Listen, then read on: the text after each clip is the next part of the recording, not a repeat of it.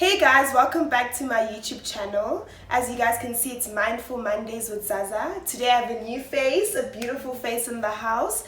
She goes by the name of Shongwe. She is a clinical psychologist. While we're at it, please don't forget to subscribe to this channel, like it and share it with your friends. So today we're talking about breaking free from depression. And Shongwe, tell us more about yourself, your career, and how long have you been in this field? Thank you very much, Zaza, and greetings to your viewers. My name is Shongwe, as she has said. I'm a mother of two boys. I'm married, and I'm a child of God. I think for me that's a highlight of my life. I love the Lord. And yes, I'm a clinical psychologist. And how long have I been practicing? Oh my God. I think it's been, let's say, plus 12 years. Wow. I've been in the field, yeah.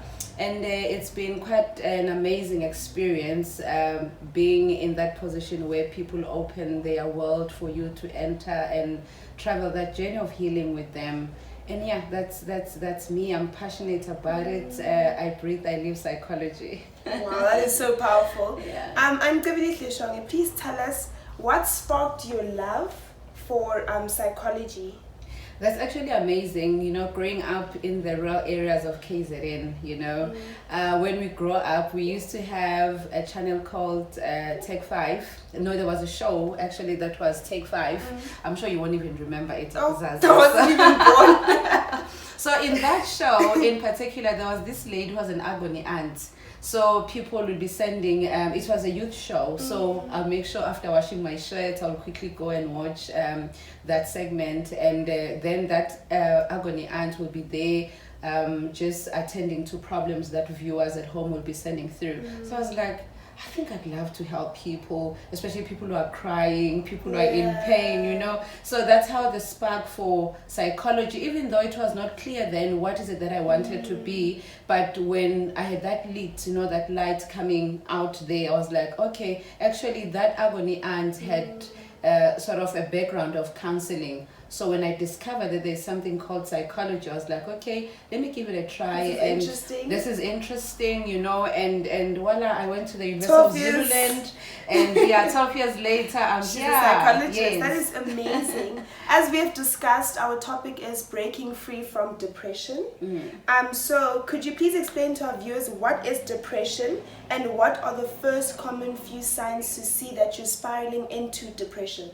Thank you very much, Zaza, and I must really say what a significant topic that we're addressing today in such a time as this. When we speak of depression, I know a number of people, we use that term loosely, I'm depressed, and the other next person will say, I'm also depressed.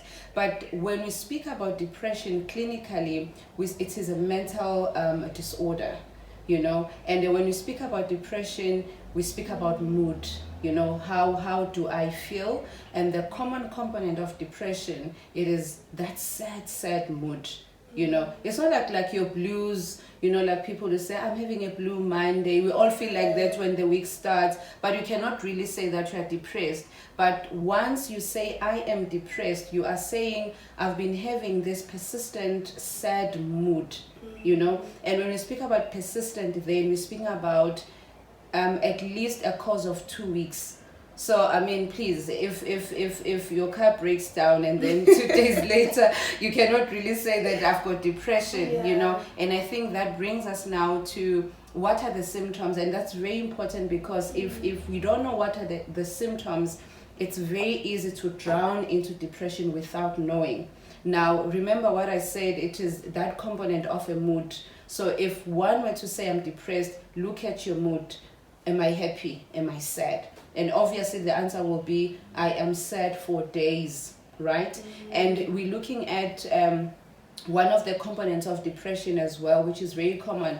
I think I must really highlight as well, the symptoms might not be the same, because remember, people vary in terms of how they react. People are different. So now one person might have a struggle with sleeping, which we refer to as insomnia, where you lie there in bed, count the stars, count the clouds, no sleep, nothing.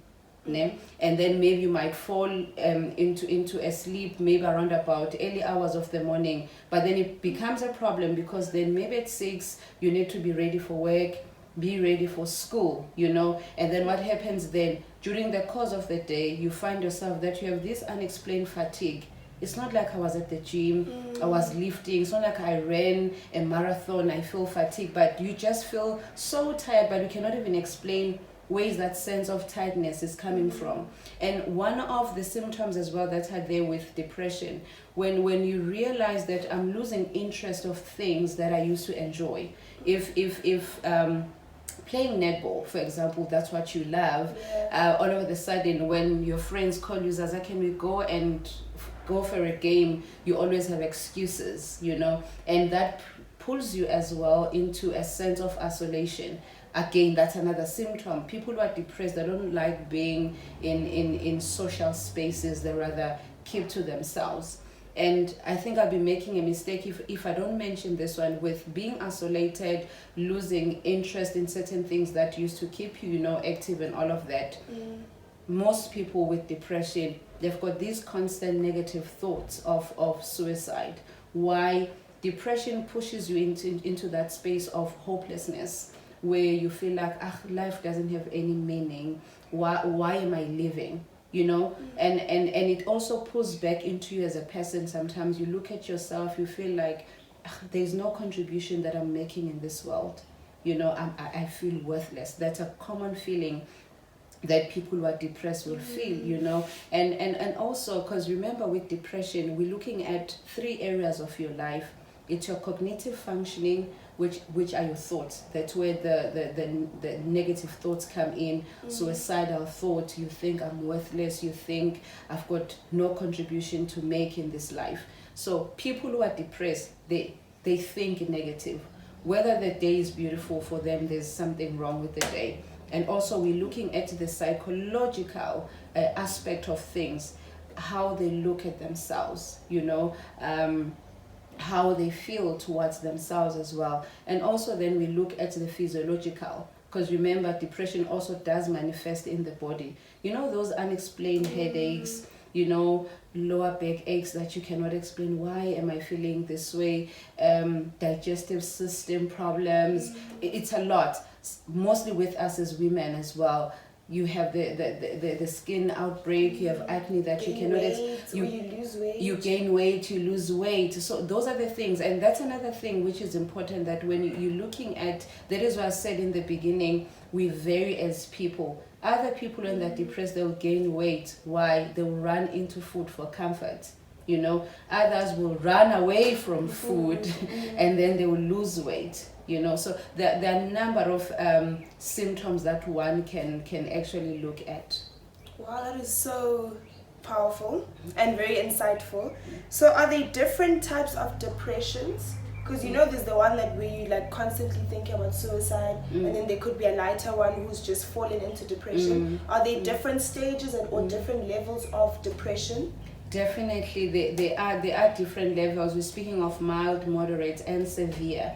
And when we're speaking about types, then remember, depression is part of the bigger body of mood disorders. If maybe I can refer, we call that the Bible of Psychologists, the DSM-5. Now, when you look there, we look at, we call it MDD, which is a major depressive disorder. And then we look at those that are persistent, like your dysthymia. Those are the people who can suffer for depression for over a period of 2 years. You look at people who are having BMD, which is bipolar mood disorder. And then this one as well, which is important as well to highlight, we refer to it as postpartum depression. This is the one that, which is, we always call it an aftermath of pregnancy.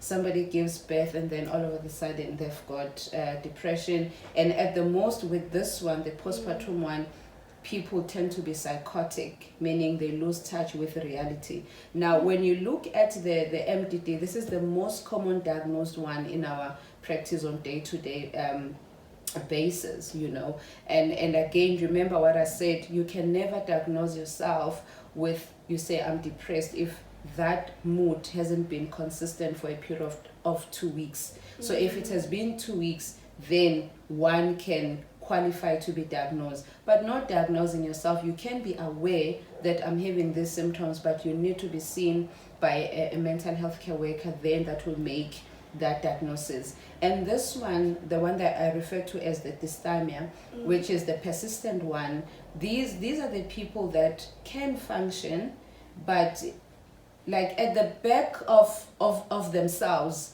there's always that sad mood. It's like a flat type of a mood. These are the people who are forever sad.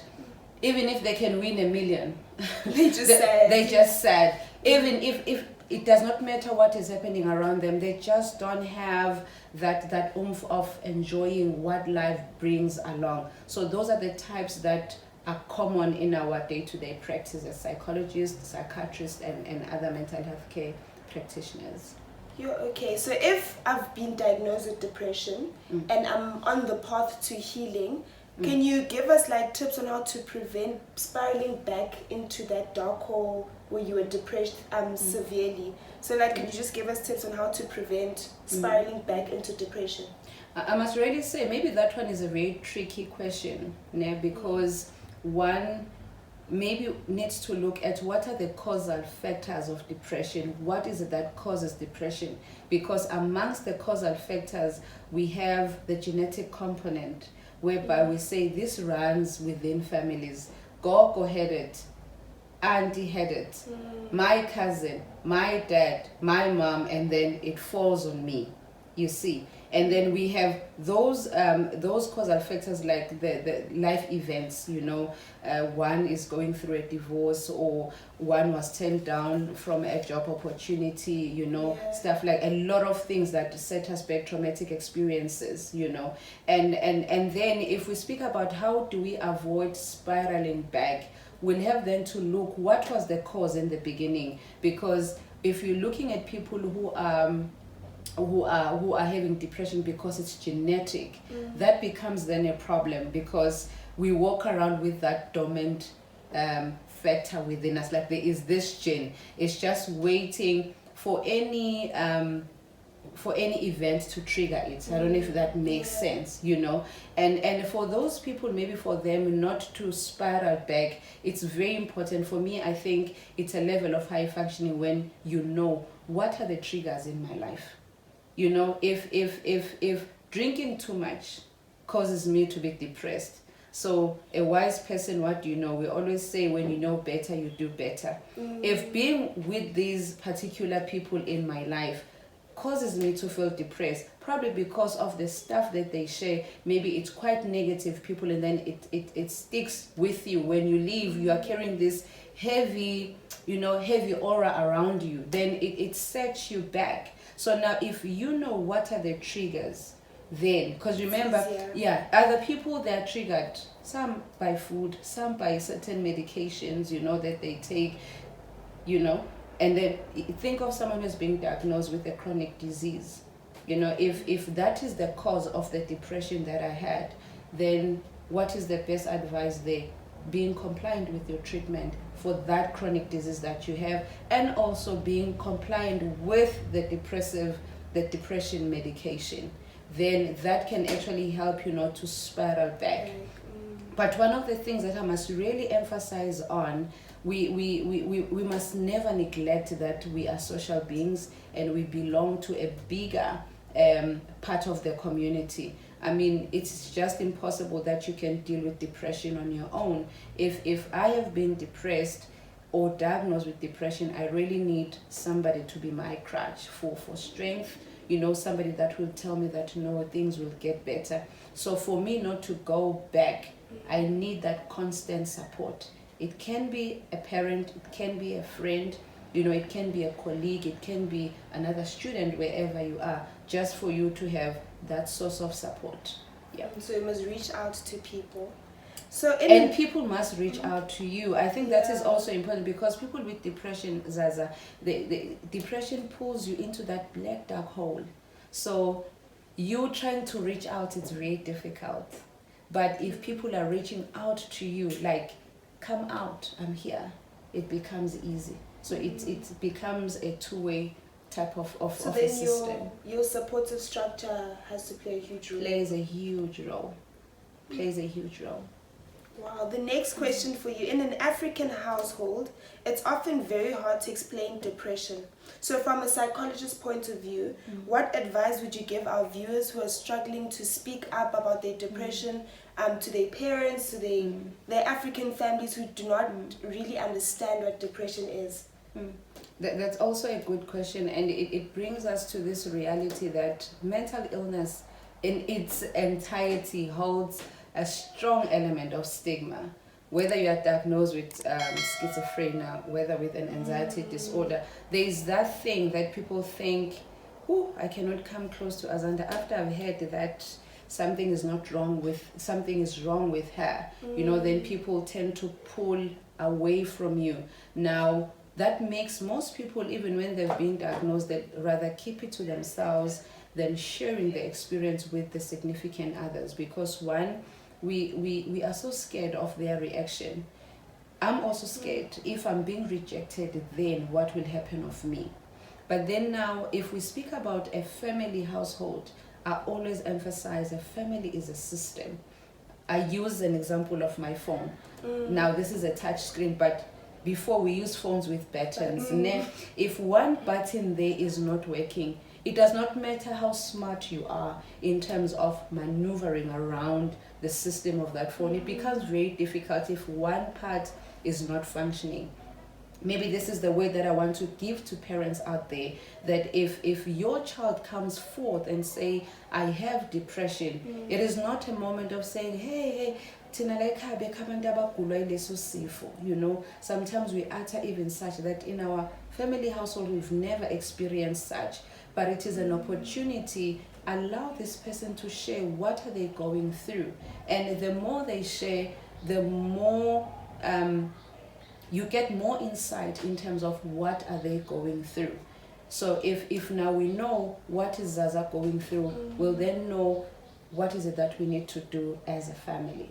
And also, like I said, with the issues of stigma, especially with us from the African household, there is a lot of belief system that we still hold on. If someone is mentally not okay, first thing that we think of is witchcraft.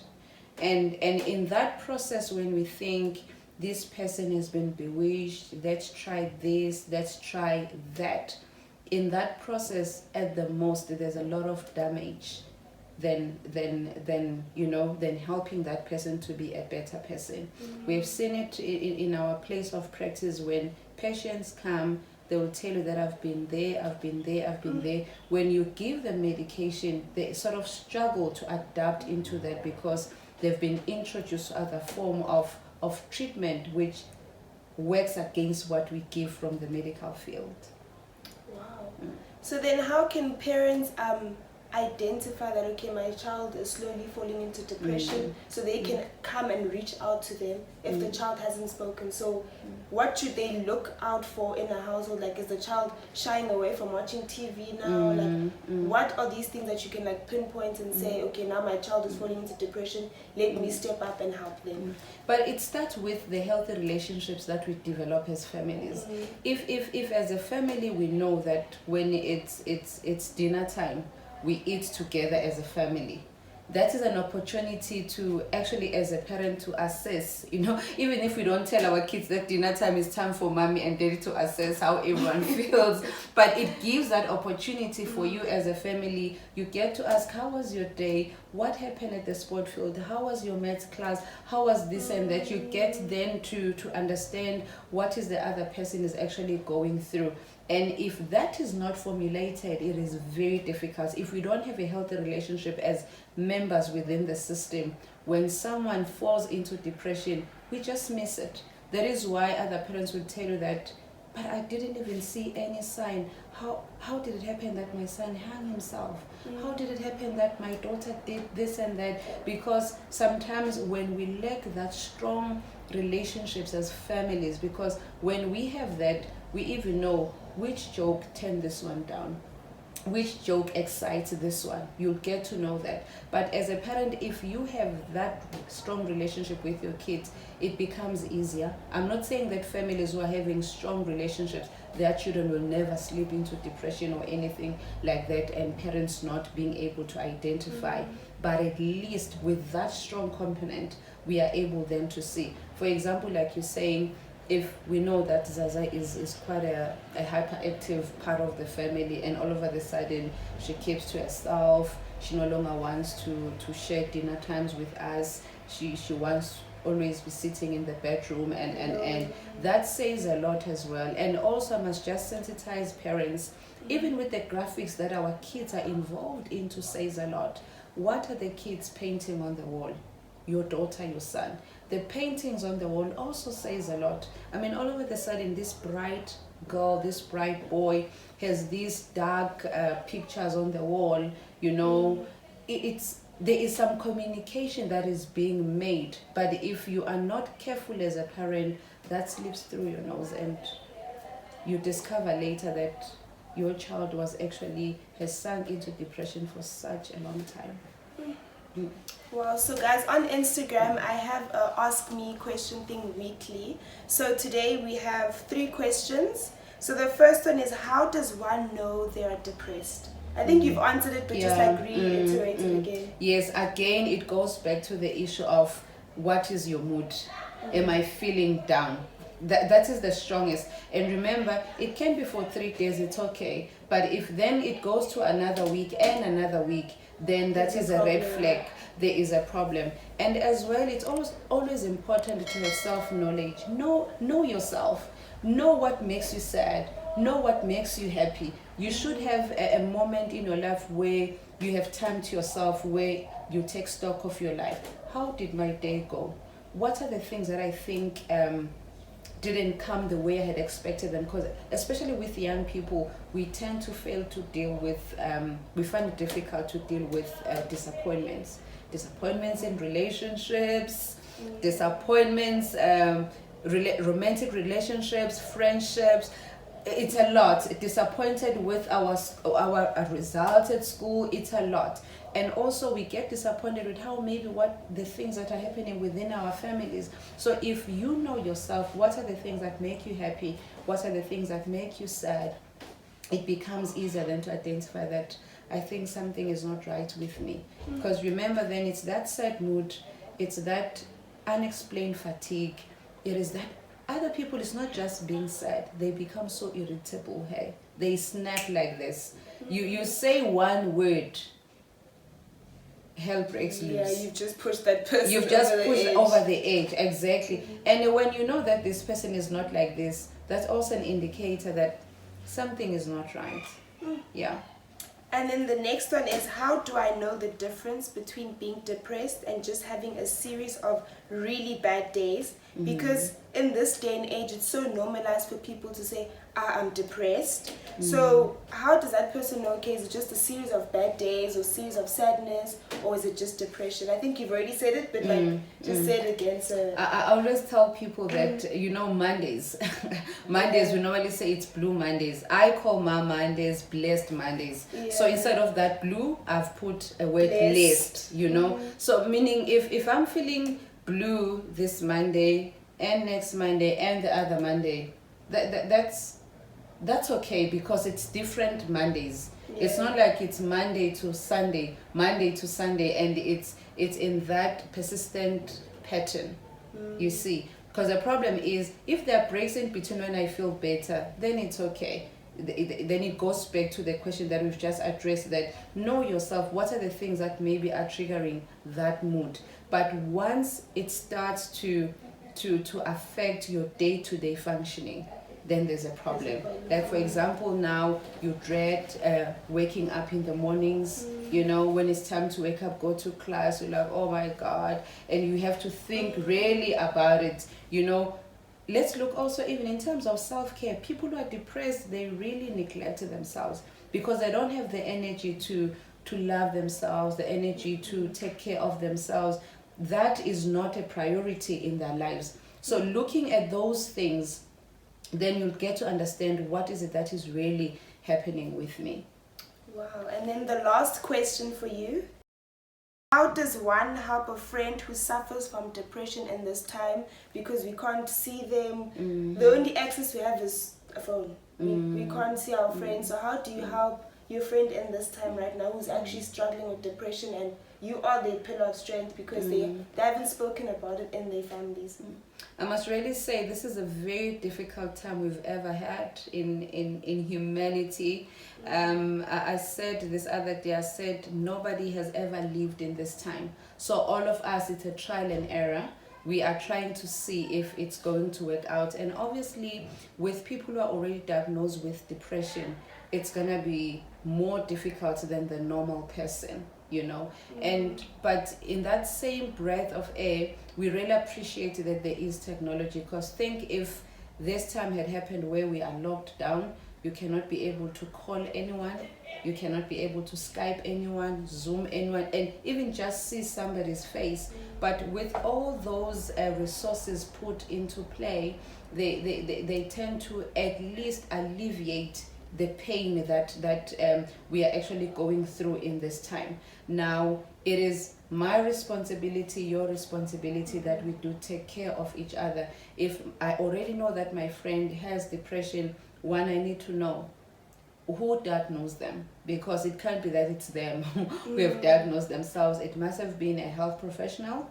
And secondly, are they in any medication that they're taking, any antidepressant that will help them to balance whatever brain chemicals that have gone haywire, you know? And thirdly, then we look at the support system. Who else is there if I'm not there myself? Because this is the truth, this is the reality. You might not be there all the time. So if I'm not in that post of care for this person, who else can step in? That is also important. So it's about, let's call each other, find out how is the other person doing. And I really appreciate now that with the level that you are in of alert level 4, whereby you are able to go and jog. And those are the things as well that we need to emphasize to people who have been diagnosed with depression, that what are the things that can really help you, except you taking the medication and also having the support system, keeping fit, exercising, sweating that negativity out. It does help. I promise you, it works. That is medicine. After you have jogged, after you have been involved in aerobics or whatever form of activity, once you sweat, there is that sense of being refreshed. You feel good. You feel good about yourself. And what I love about that is that activity, nobody can do it for you, but you can do it for yourself. So despite you thinking I'm worthless, there's no contribution that I can make in this world, but wow, there's something that you can actually do for yourself as a person. So if we can put those things into play, medication, there is a support system. And when you speak about treatment as well, there is physical training. Is that person in need of seeing a psychologist or a counselor? Some of the people who are having depression, you find that, yes, I might not be able to go and see a psychologist, but there's a pastor. Let me go and speak to my pastor or a counselor within the church or a counselor within the community. The fact that I have someone whom I can share my struggles with, it sort of alleviates the burden that you carry as an individual. Wow. Yeah. Thank you so much, our clinical psychologist. I feel like from this video we can take in a lot. Do what makes you happy, that thing that you used to enjoy doing. Try do it, exercise. Friends that have people that are depressed in their lives, check on your friends, reach out to your friends, because in this time of a pandemic, it is very stressful. It is very, like, things can trigger you a lot. Anything can just push you on the edge. And if you are in an African household where you can't talk to anyone about it, call that one friend, call that sister friend, call someone older than you if you just feel like you just keep spiraling into this dark hole and you just don't have anyone in your household to support you. Thank you so much for joining us. A beautiful face on my YouTube channel again. Please don't forget to subscribe to this channel, like the video and share it. Thank you. Bye.